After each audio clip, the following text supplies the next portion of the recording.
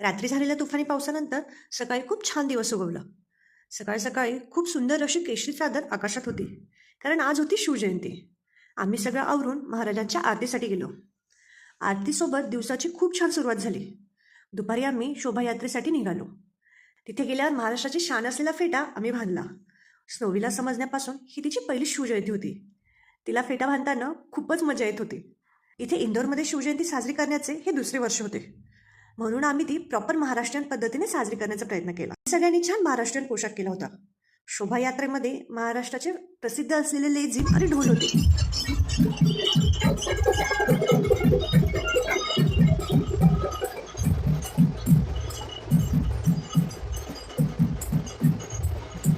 त्यासोबतच महाराजांची वेशभूषा केलेली मुलं, माझी जाऊ आणि त्यांच्यासोबत असलेले मावळे अशी खूप सुंदर मनमोहक दृश्य शोभायात्रेमध्ये होते. महाराजांची आरती करून शोभायात्रेला सुरुवात झाली. धुळ्याचे फेमस असलेले ध्रुव डीजे यावर्षी शिवजयंतीला आले होते. डीजे चालू होताच लहान मुलांनी नाचायला सुरुवात केली. मग पुढे सगळ्यांनी नाचत महाराजांची मिरवणूक काढली. सोवी आणि बाकीची चिल्लर पार्टी आधीच नाचून नाचून थकली होती, म्हणून ते गाडीत जाऊन बसले आणि त्यांनी गाडीतूनच मजा बघितली. नंतर ते महाराजांसोबत घोड्यावर बसले. त्यानंतर खाली उतरून गाण्याच्या ताल्यावर खूप नाचले.